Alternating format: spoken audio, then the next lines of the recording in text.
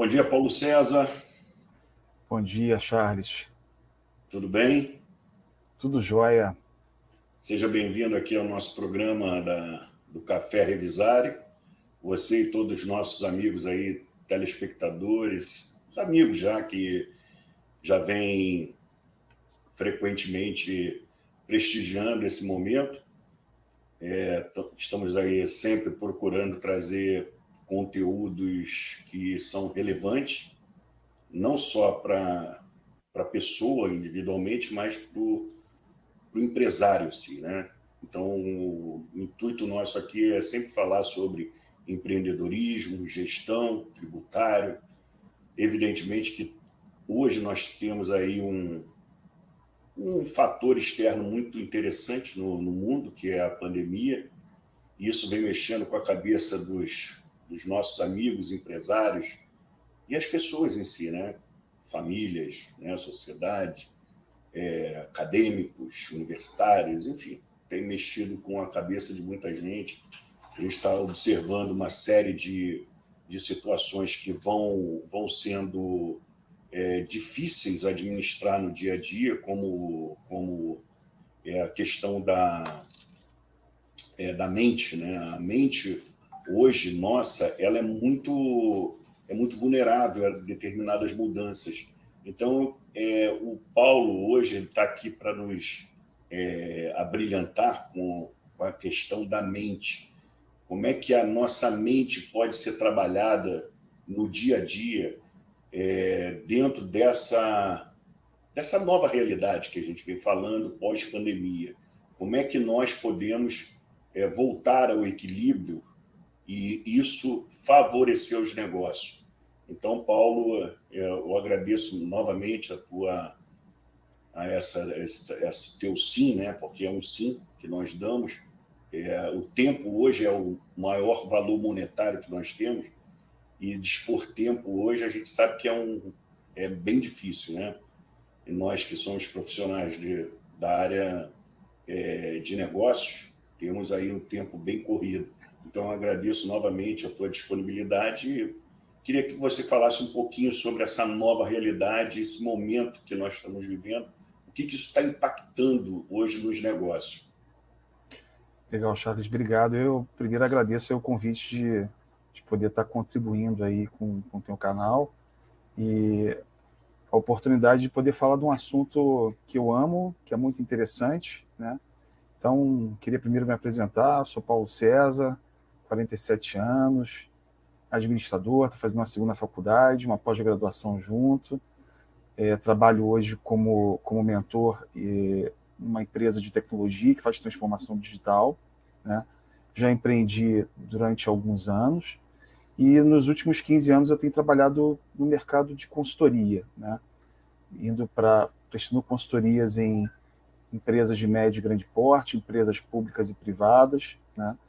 E acabei, ao longo desse tempo, me envolvendo muito com o tema, né, de pessoas, relativo a pessoas, né? A gente, em projetos, lida com equipes muito variadas, multifuncionais, com skills e perfis diferentes. E, no final das contas, depois de muito estudar as técnicas de gestão, de gerenciamento de projeto, no final das contas, você chega à conclusão que o que faz a diferença no empreendimento, numa iniciativa, num projeto, são as pessoas, né?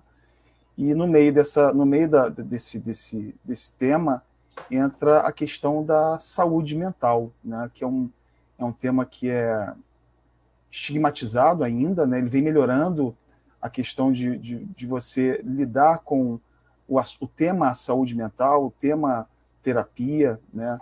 Há pouquíssimo tempo atrás, a gente imaginava que terapia era coisa para maluco, para doente, ou para quem tem muito dinheiro, né? O cara que é rico, pô, pobre não tem tempo para ter problema mental, tem que correr atrás do feijão com arroz, né? E hoje o tema saúde mental é um tema que vem despertando interesse dos empresários e das empresas como um todo, né? Existem pesquisas mundiais mostrando que os índices de equilíbrio mental e emocional vêm piorando cada vez mais, né?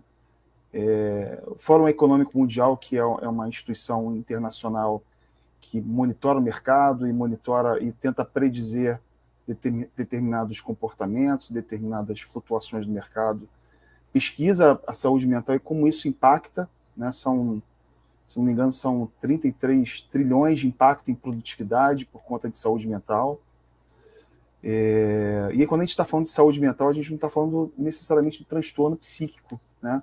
A gente está falando de transtornos, às vezes, mais leves também. A gente pensa muito em saúde mental e acaba imaginando esquizofrenia, doenças mais graves, né? Transtornos mentais mais graves. E a psicologia, durante as últimas décadas, vem se dedicando não só a tratar de problemas mentais, mas também da saúde mental em si, né? Como é que o indivíduo mantém o seu equilíbrio mental, emocional, social, financeiro, né, dentro da família.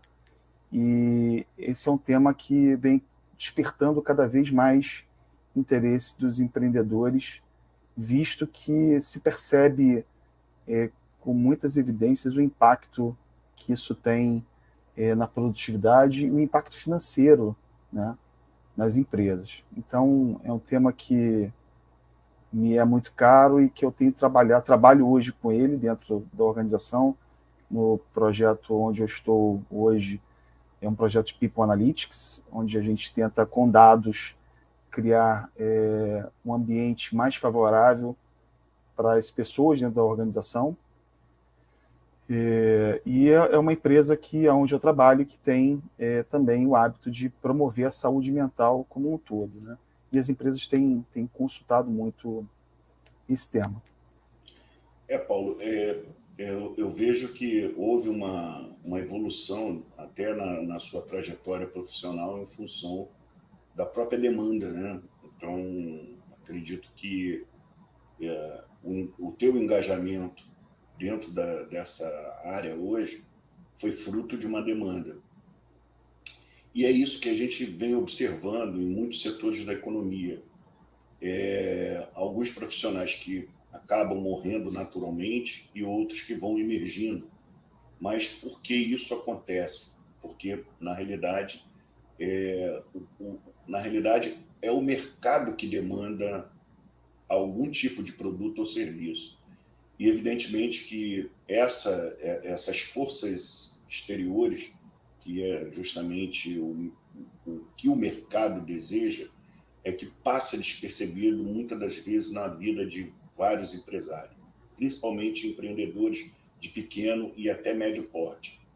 Então, assim, o que, na realidade, a saúde mental pode colaborar para os pequenos e para os médios empresários? Porque a gente sabe que política de RH, de desenvolvimento de recursos humanos, de ferramentas, de métricas de desenvolvimento humano, normalmente são feitas com grandes instituições, grandes corporações que já têm essa política traçada. E a gente sabe que nesse mundo que a gente está vivendo globalizado, o pequeno e o médio, eles têm que se integrar à estrutura de negócio das grandes empresas. E quem não se integra, naturalmente fica para trás, não é verdade?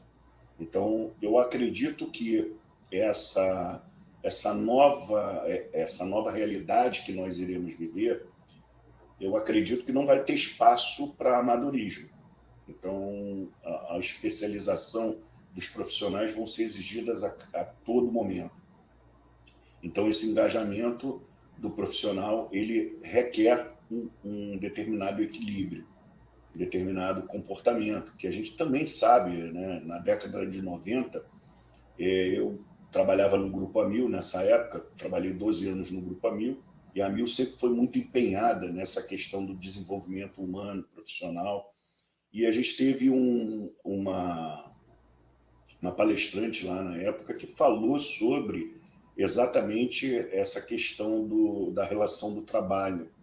Então, a presidente da ABRH levantou um dado bastante interessante nessa época que muitos passaram despercebido, que a maioria das demissões, a grande maioria, quase 90% das demissões, eram por problemas comportamentais e não técnicos. Então, você tem, às vezes, um profissional com um currículo impecável, né?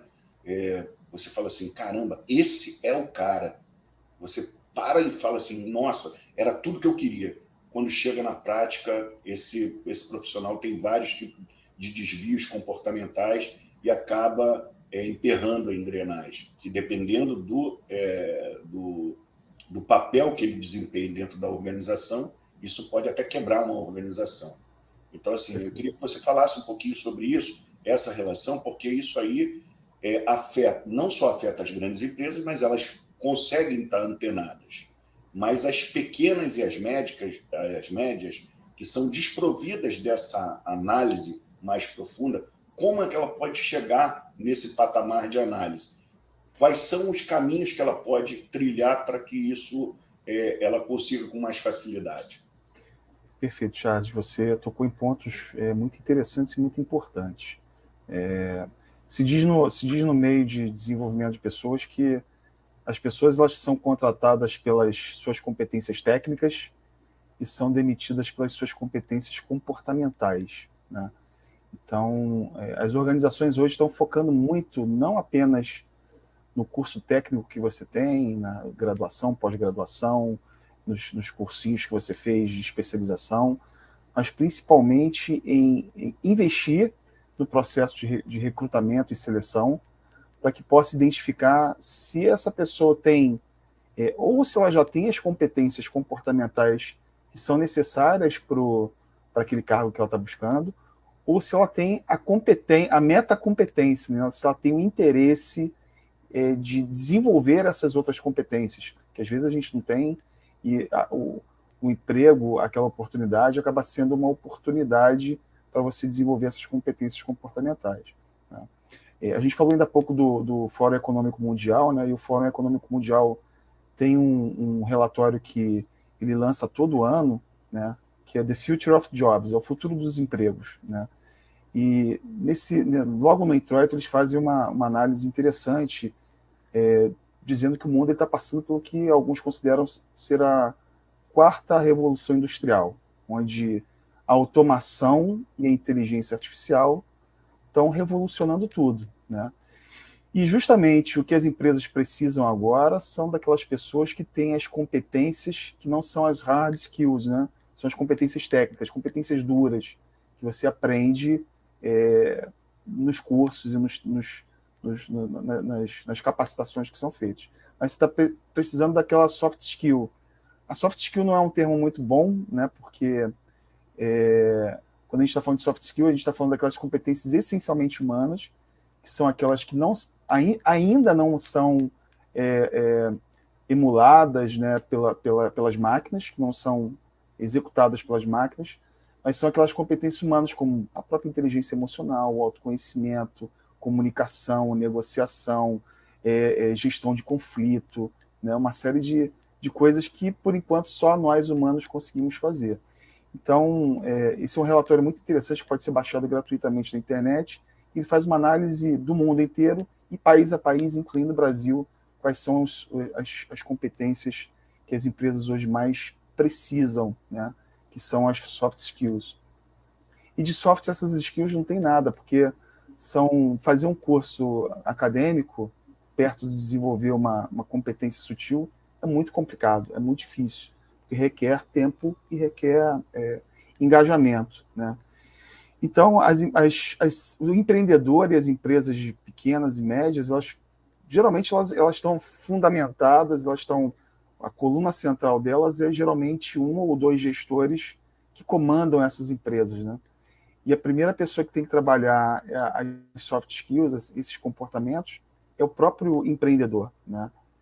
O empreendedor é uma figura sui generis que tem essa capacidade de entender o que é preciso ser feito, entender o que ele precisa desenvolver física ou comportamentalmente, mas ele precisa também entender que ele precisa desenvolver isso nas pessoas, né? Então, o empreendedor como líder, ele tem que... o primeiro passo é ele entender que o que faz as coisas acontecerem são as pessoas. Na hora que os processos falham, as máquinas falham, né? os contratos falham, o que salva o dia, o que salva o cliente, o que mantém o cliente, continua sendo o atendimento humano. E o líder, então, o empreendedor, ele precisa aprender, né, e reservar tempo, investimento, para desenvolver as pessoas. E, às vezes, não se precisa de muito para isso, né? Tem que começar por ele, né, porque nada mais ruim do que você ter um líder que não executa aquilo que ele prega, né?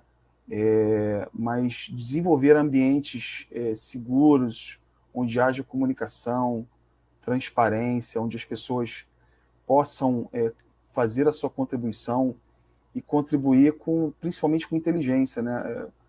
Muito, não sei se foi o Jobs que falou que é muito ruim, né? Você contrata uma pessoa competente para dizer para ela o que ela tem que fazer, enquanto deveria ser o contrário. Você contrata um profissional, um especialista, para que ele possa te ajudar e te livrar dessa carga. Você dá a meta para ele, o objetivo para ele, ele vai lá e cumpre. Então, Paulo, deixa eu só fazer uma paradinha aqui, dar um sim, bom dia aí para os nossos companheiros que estão aí por na favor. nossa live, né? O Edivandro Rogério está aí sempre, toda semana, é um consultor, é um garoto que está crescendo nessa parte de consultoria, é um garoto engajado, gosto muito do estilo dele. Bom dia, Edivandro. A Cleia também está dando um bom dia, Cleia Batista, seja bem-vinda, Cleia. E nós temos aqui uma novidade que o Paulo, antes de concluir a fala dele, eu queria deixar aqui para vocês que estão aqui nesse momento, a Vanessa também, na CIF. Bom dia, Vanessa, também é a nossa assídua ouvinte e interage bastante conosco, com bastante perguntas interessantes. Então, mandem suas perguntas, porque o Paulo hoje vai estar aqui sendo bombardeado de perguntas na área do desenvolvimento humano. E, principalmente, eu vou deixar aqui uma situação que ele mesmo pontuou para a gente. Ele vai sortear no final da live, quem ficar até o final da live, ele vai sortear uma orientação do desenvolvimento profissional. Então, ele, como vocês sabem, ele é terapeuta, especialista em neurolinguística, e ele tem aí muitos pacientes, né, dentro dessa área, nessa área de mentoria. Então, aquele que desejar se conhecer um pouco como profissional e até onde vai sua capacidade profissional, ele vai estar sorteando aí uma orientação do trabalho dele. Então, aqueles que desejarem participar, coloque aí no chat os seus e-mails, que ao final será sorteado. Obrigado, Paulo. É sempre bom, né, um sorteio desse, porque as pessoas conhecem o trabalho uma das outras, né? Então, concluindo aquilo que você estava falando, justamente sobre essa questão do desenvolvimento humano, né, do skill, realmente, a maioria, como eu te falei, o Edvandro, ele tem uma característica muito humana e precisa do aperfeiçoamento técnico, né? Então, assim, alguns consultores buscam isso, né? Alguns gestores, alguns empreendedores de pequeno e médio porte, eles buscam isso, mas às vezes não tem essa orientação. Então, eu acho que esbarra muito nisso que você está falando. Então, aonde buscar essas orientações? Isso, eu acho que o ponto máximo da tua fala vai chegar nesse momento, né? Onde o profissional hoje, aonde ele busca esse amparo.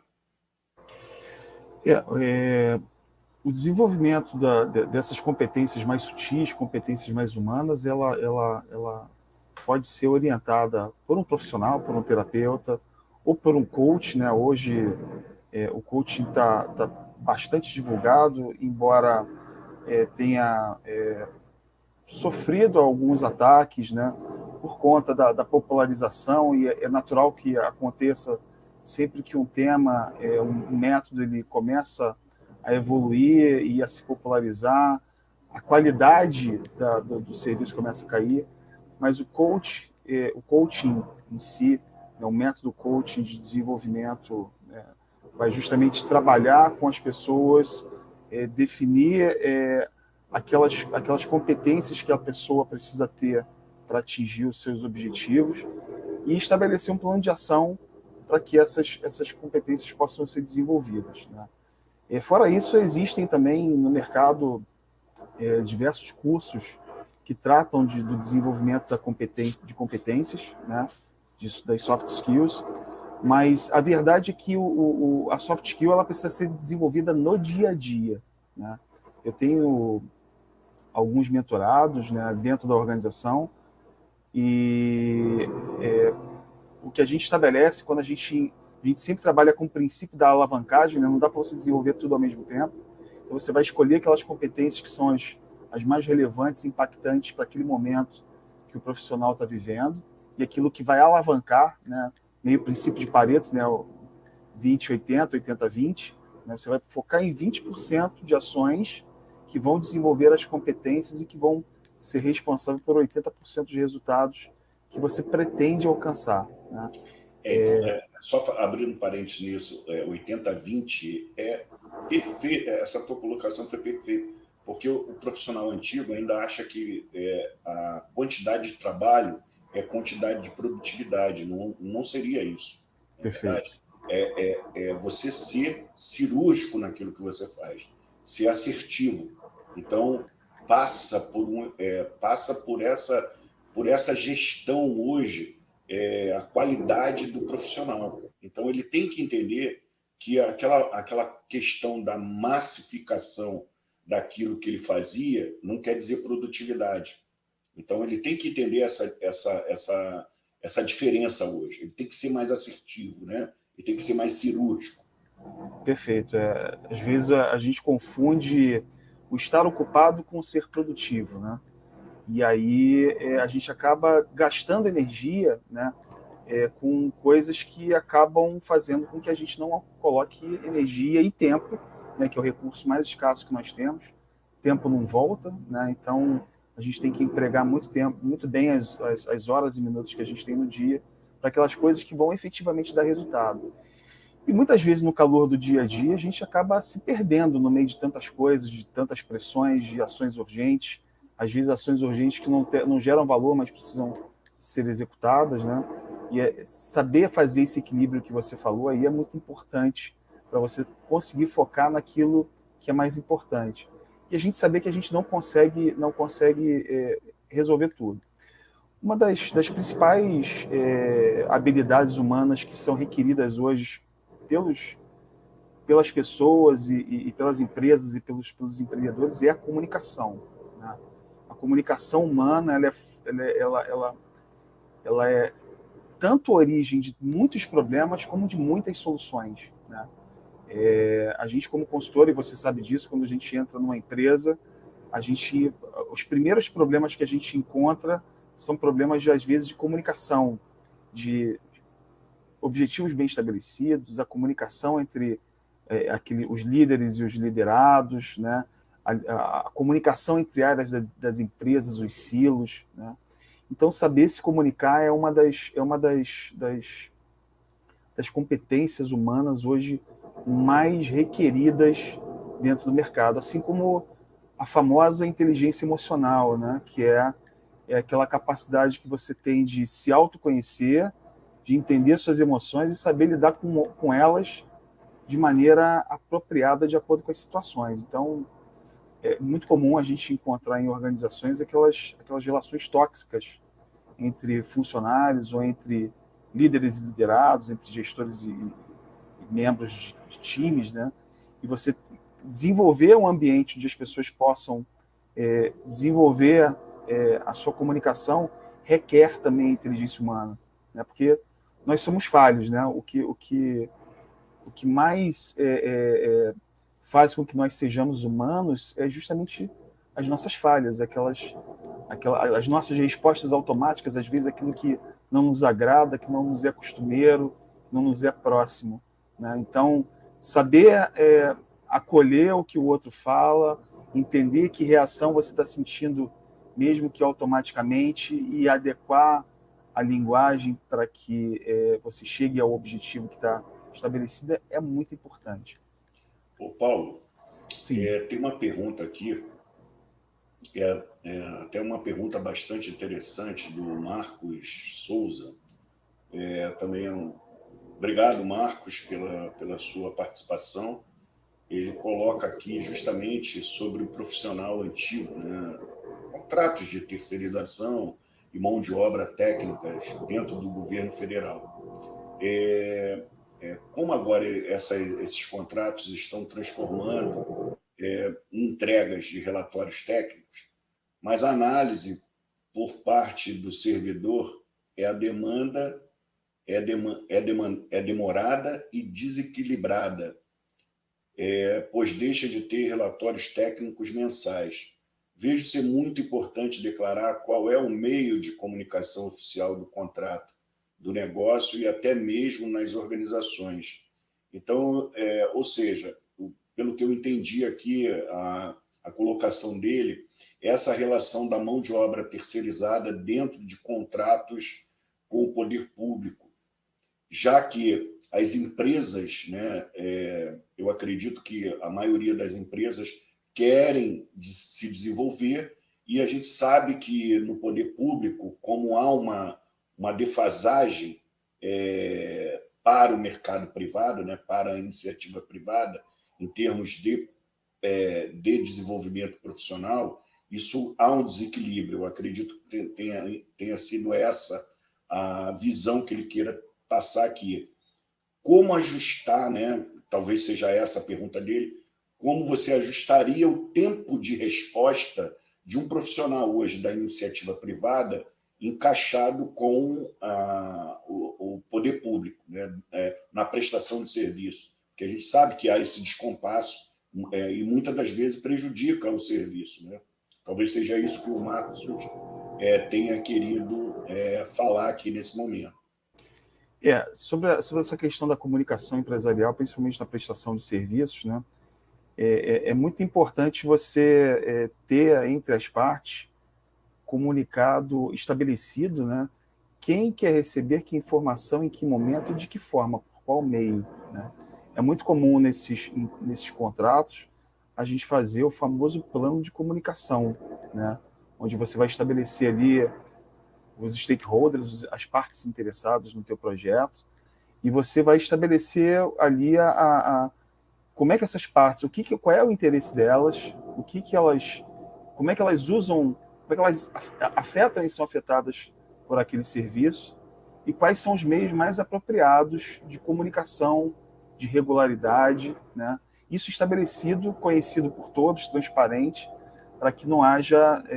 a transparência é sempre muito importante, né? Porque às vezes você, dentro da sua cabeça, acha que a melhor forma de informar, de passar uma informação para uma pessoa é daquele jeito, naquela regularidade, e muitas vezes não é. Às vezes a gente complica determinadas comunicações, enquanto às vezes o cara quer lá um número e um semáforo dizendo se está indo bem, se está indo mal, se está atrasando, se não está, né? Ou algum resultado específico, né?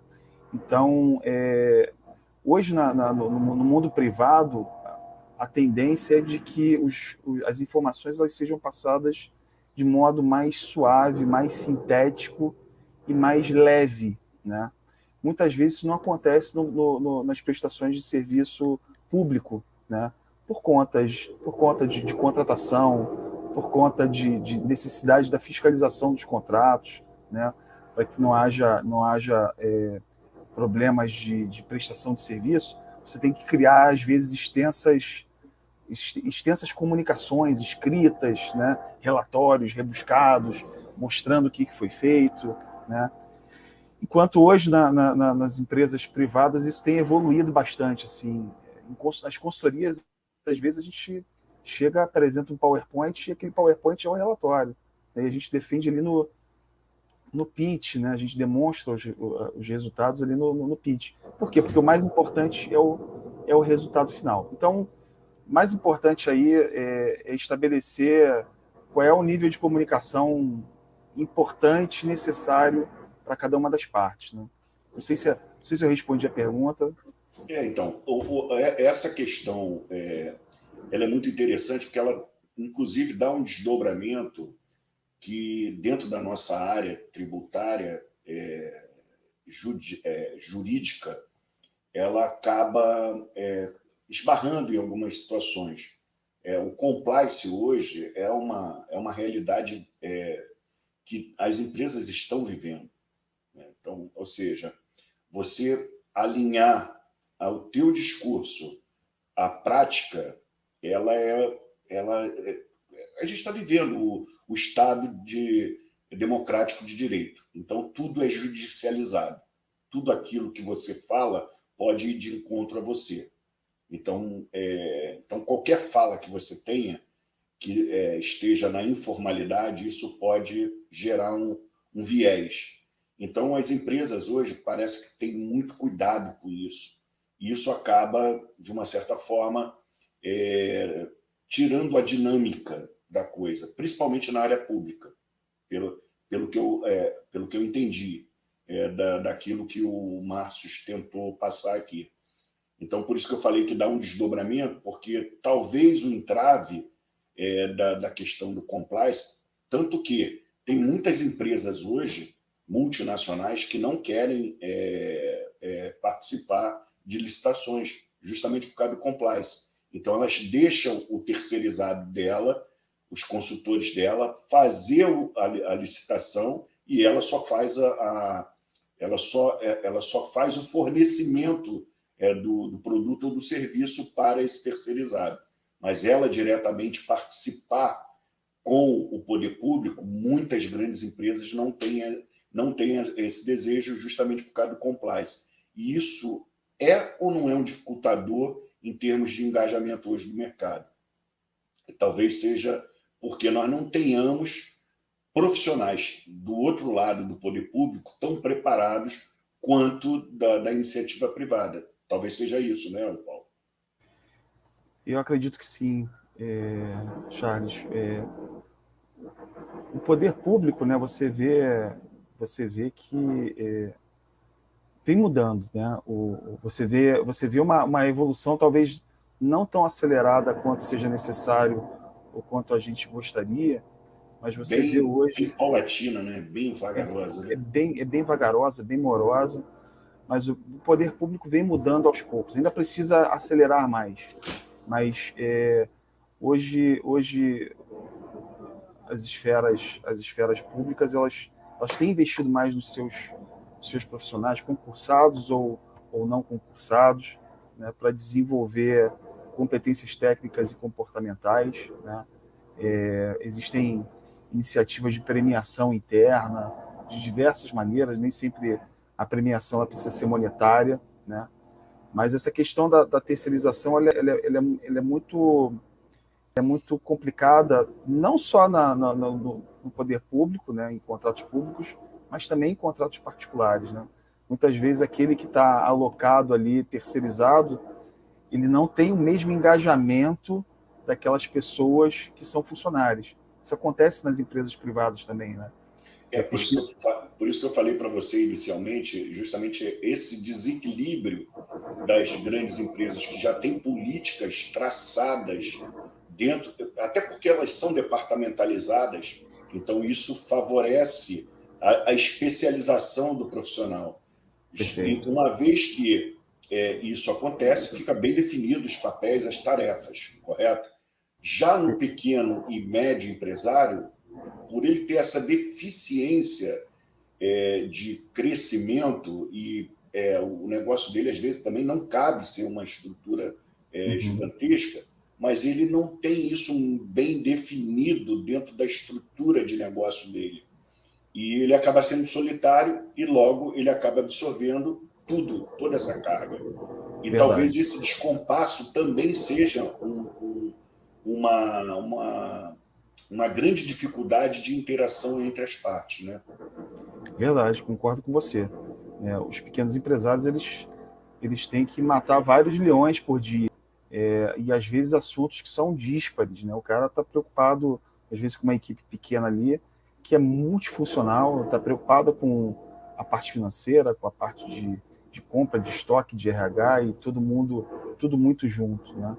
E essa definição de papéis, mesmo entre poucas pessoas, ele é muito importante para que cada um saiba o que precisa fazer, qual é a sua responsabilidade, e que isso possa ser equilibrado entre as partes ali, mesmo que poucas, né? Mesmo que multifuncionais, o que cada uma precisa entregar para a outra, para que haja eficiência e haja redução do estresse, né?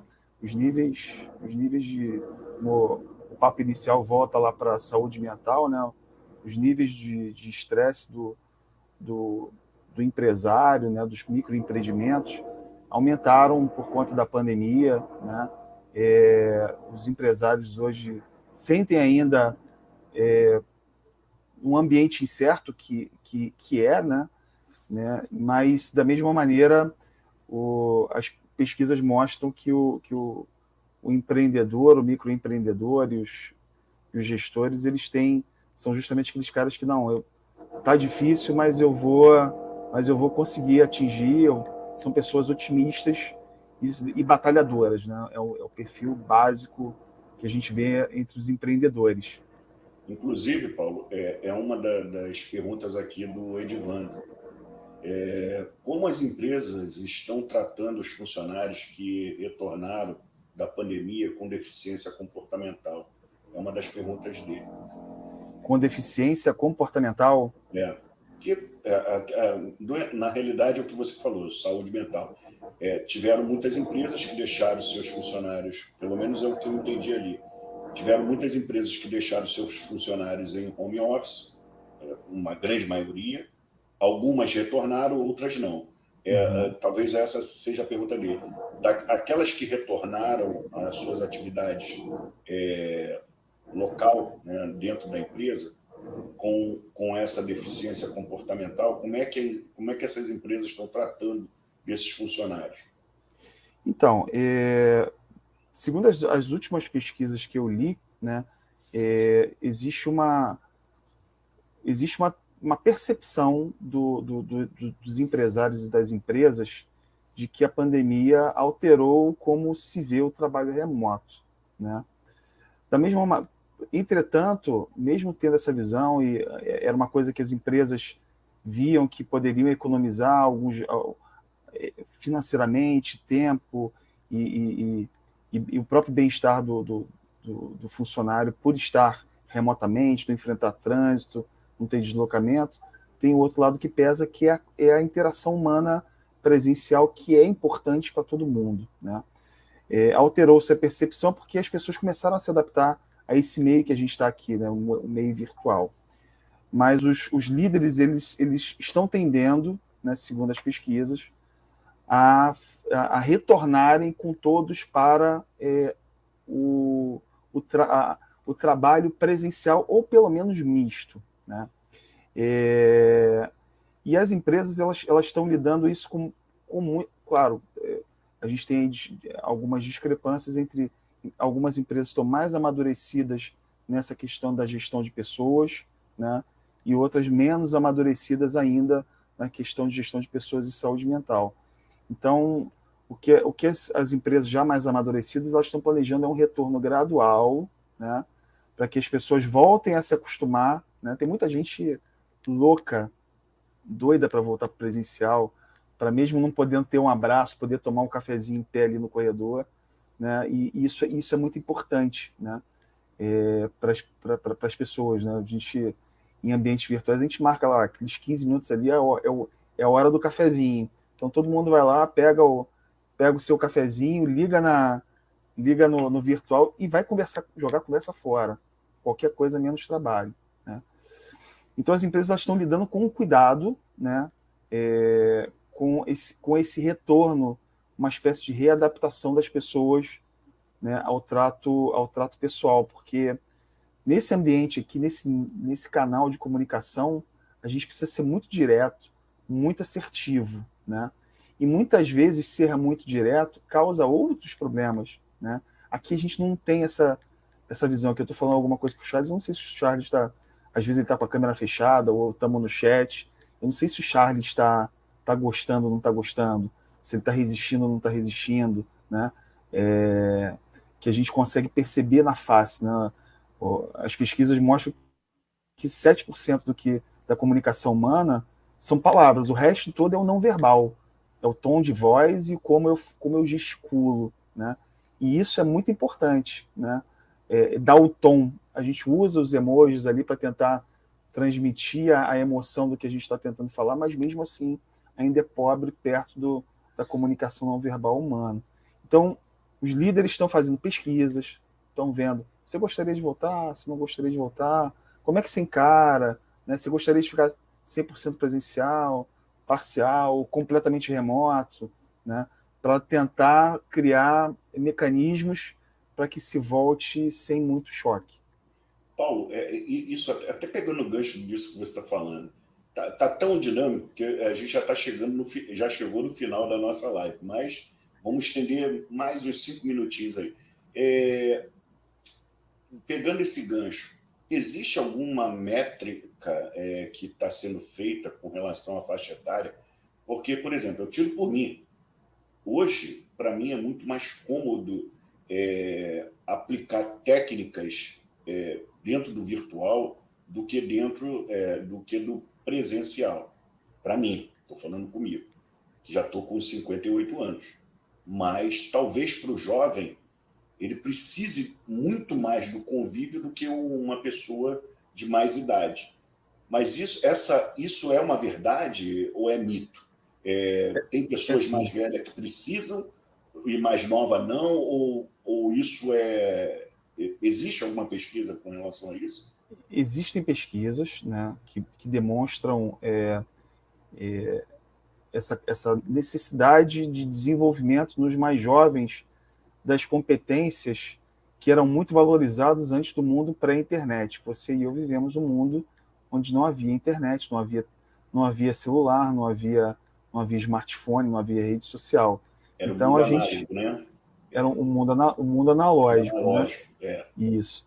Hoje E é os digital, jovens hoje, os jovens hoje, a gente tem jovens que nunca tiveram um computador, eles já foram direto para o tablet. Tem a geração mais nova nem pelo tablet passou, foi direto para o smartphone. Então, existe uma característica dos mais novos, né, da geração Z, aí, da geração mais nova, de uma certa dificuldade de comunicação e certa introspecção, né?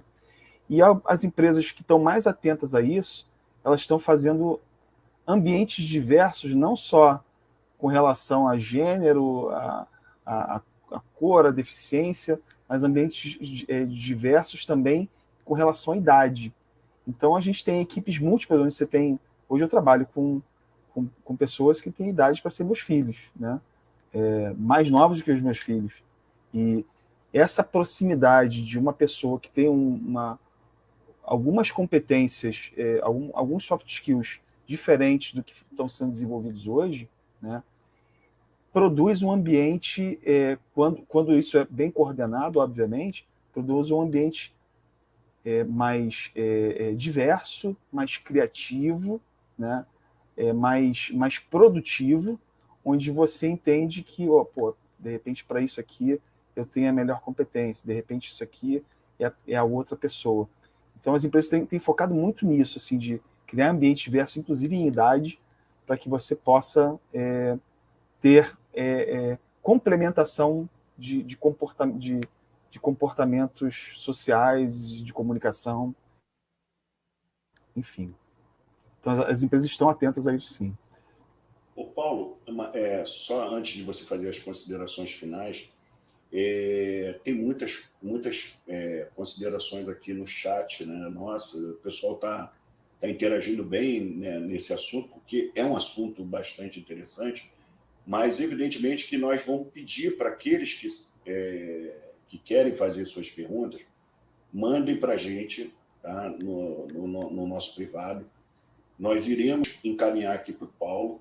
Paulo vai ter maior Vou responder prazer, cada uma delas, com o maior prazer. maior prazer de responder cada uma delas. O nosso tempo é curto, mas eu prometo que vou fazer um esforço danado para trazer o Paulo novamente aqui, porque o tempo dele realmente é um tempo muito apertado, mas eu acredito que o Paulo vai doar mais um tempo dele para nós, né, Paulo? A gente vai programar aí novamente uma agenda com o Paulo, que o assunto é muito amplo, mas nós não podemos também ultrapassar, porque tem as pessoas também têm as suas atividades, né? Mas antes da gente acabar, eu queria que todos aí colocassem seus e-mails. Nós falamos isso no início da live. Todos coloquem seus e-mails, que será sorteado uma orientação da especialidade do Paulo em neurolinguística, no desenvolvimento humano. Então, todos aqueles que querem participar desse sorteio, vai ter uma sessão gratuita com o Paulo, de orientação. Então, coloque aí no e-mail, até o final da live, os seus e-mails, que será sorteado, e o Paulo terá o maior prazer em estar fazendo uma sessão de orientação com vocês. Paulo, perfeito.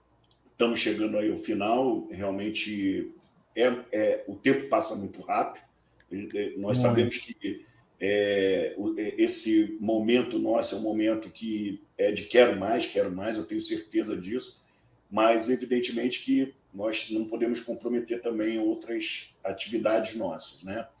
Então, assim, eu queria que você fizesse suas considerações. Qual é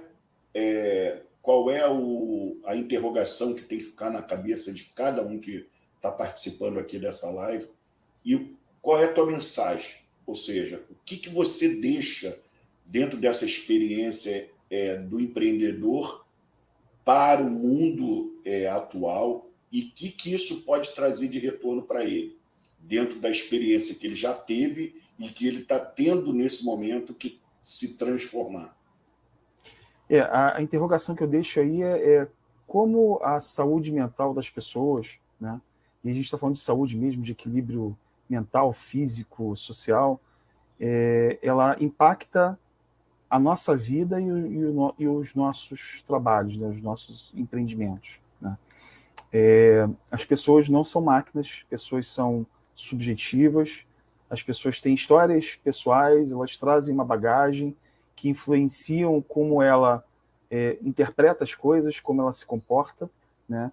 E entender que nós, como empreendedores, precisamos entender que nós temos pessoas trabalhando com gente, como conosco, que não são máquinas, né? E a gente precisa criar não apenas oportunidades de emprego, mas oportunidades sociais. O ser humano ele tem uma necessidade básica, que é a necessidade de convívio e de pertencimento. Então, empreendedor, como é que você está desenvolvendo em você um ambiente seguro, um ambiente humano, e promovendo o pertencimento para que o teu funcionário tenha aquela competência e aquela capacidade que é a sensação de dono, né? Eu poder virar as costas, saber que eu vou deixar o Charles lá e que ele vai estar defendendo os interesses da empresa e os interesses do meu cliente. Como é que você garante que isso esteja sendo executado? E só pelo desenvolvimento de competências humanas, comportamentais. É só com objetivos claros, com comunicação clara, com transparência. Saber que você está num ambiente em que você é considerado uma pessoa que tem problemas pessoais, problemas emocionais, né? E que você vai ser entendido assim também, né? Então, nós como empreendedores precisamos formar donos do nosso negócio, né? Outros líderes, aquelas pessoas que a gente vai dar a missão e a gente sabe que a gente pode descansar, que a missão vai ser cumprida, né? E que, se ela não for cumprida, aquela pessoa vai fazer o máximo que ela pôde com os recursos que ela tinha, né? E a gente vai chegar aos nossos objetivos. Entender que errar faz parte do aprendizado. Hoje as empresas têm uma cultura do erre rápido, porque você erra e aprende, né? Então, a gente lembra logo daquela famosa frase do Edison, né, que depois de ter testado 1000 substâncias lá para tentar fazer o filamento da lâmpada, ele descobriu: eu não errei 1000 vezes, eu aprendi 1000 vezes o que não fazer, até o momento que ele chegou em uma e aquilo virou algo que a gente tem hoje, que é a lâmpada elétrica, que é usada hoje no mundo inteiro. Então, errar faz parte, né? A gente precisa ter ambientes onde a gente possa errar e a gente possa aprender também. Isso tudo contribui para que a gente crie um ambiente de segurança psicológica que vai reduzir a sinistralidade, as pessoas que estão indo embora, o turnover, vai reduzir o turnover, quer dizer, os índices de demissão voluntária na empresa, né? Pessoas indo buscar outras oportunidades porque estão em ambientes, não estão em ambientes bons, vai aumentar a produtividade, vai aumentar o engajamento e vai aumentar o alcance dos objetivos da empresa como um todo. Então, a importância da saúde mental nesse contexto é muito importante, por conta, principalmente, também dos resultados. Então, tem uma relação aí muito direta. Então, fica a dúvida de como a gente pode melhorar a vida das pessoas e melhorar a nossa, né? Nossa, como empreendedores. É bem colocado essa. Tive um professor na Fundação Getúlio Vargas, na época que eu fiz o meu MBA em Gestão Estratégica de Marketing, que ele falava exatamente sobre isso. Feito é melhor do que o perfeito. Então, eu quero que você faça um exercício nesse momento, né? Ele falava isso para a gente. Pense numa coisa que não exista no mundo. Faça esse exercício durante 5 minutos. Pense realmente numa coisa que não exista no mundo. Pensou? Fez esse exercício depois de 5 minutos? Legal. O que você pensou, milhões de pessoas pensaram. A diferença está na execução. Essa é a diferença. Nós vivemos essa geração de criatividade. O que o mundo está perdendo é criatividade. Está perdendo essa magia dentro da vida, do cotidiano de cada um. A criatividade. E eu até deixo, complementando isso tudo que você está falando também, que as pessoas possam fazer uma imersão na teoria da complexidade, chegar na teoria do caos. Nós estamos vivendo um caos dentro da vida humana. Não é o caos na economia, porque a economia não entra no caos, mas está se vivendo uma crise existencial. Pelo menos é o que a gente percebe. As pessoas sem rumo, as pessoas sem diretrizes. Tem muitas pessoas que estão buscando caminhos bem tortuosos, mas eu acho que a grande questão é exatamente essa palavrinha, criatividade. Existe solução para tudo, né, Paulo? Então, sim. Principalmente nesse momento que a gente está saindo de um momento pandêmico, a saúde mental talvez seja o maior divisor de água de uma pessoa. Primeiro uma pessoa, para depois ele ser profissional. Então, busque esse profissional, busque interagir com esse momento. Eu até queria que você deixasse aqui seu endereço, Paulo, se você puder divulgar seu Instagram, seu Facebook, alguns contatos seus que talvez tenham profissionais aqui que possam não ter se exposto aqui nesse momento, mas eu acredito que num dado momento eles vão procurar um auxílio, não só teu, mas de outro profissional da área, mas acredito que nesse momento você seja o mais perto dessas pessoas que estão aqui. Se desejarem, gente, o Paulo vai estar à disposição para interagir aí com vocês, tá? Então, se você quiser deixar, Paulo, fica à vontade. No Instagram é o @pc.barreto, né, com 2 R's, e site é o Paulo César Barreto, tudo junto.com.br. E eu estou à disposição aí de contatos, dúvidas, né?